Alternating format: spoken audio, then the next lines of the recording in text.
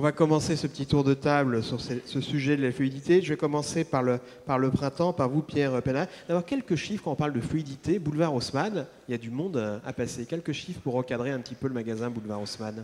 Quelques chiffres, c'est un magasin qui fait 50 000 m² de surface commerciale, qui reçoit aux alentours de 20 millions de visiteurs par an. Voilà, donc c'est un site sur 3 bâtiments, 22 étages au total. Donc voilà, c'est ce qu'on appelle un grand magasin. Alors, si j'ai bien noté, 5% de la surface réalise 25% des tickets. Donc l'enjeu de la fluidité du trafic à l'intérieur du magasin est important. Comment vous gérez ces aspects-là ? Ce qui est important, c'est d'éviter les zones froides, parce que dans un magasin de cette taille-là, et je dirais d'ailleurs dans tout type de magasin, ce qu'il faut éviter, c'est il faut assurer la commercialité des surfaces de vente.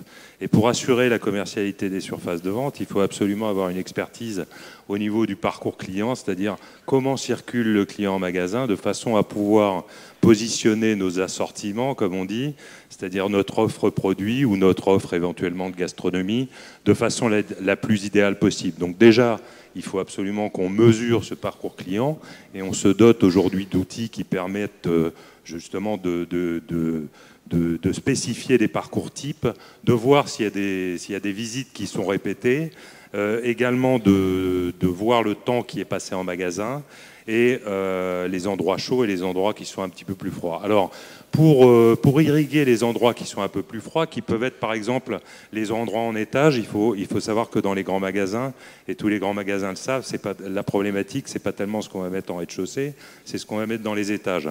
Sachant qu'à chaque fois qu'on monte d'un étage, on perd 50% du trafic, à peu près.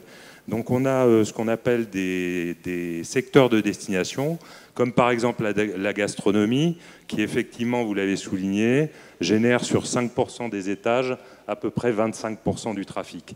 Donc c'est tout à fait important de pouvoir, à certains endroits, y mettre ce qu'on appelle des secteurs de destination. Un autre secteur, c'est par exemple le soulier, qui fonctionne très bien, à la fois pour le secteur masculin et féminin. Et alors finalement, quand je vais chez vous, j'y passe combien de temps en moyenne, un consommateur ? En moyenne, vous passez environ 40 minutes. 40 minutes. Ce qui est pas mal.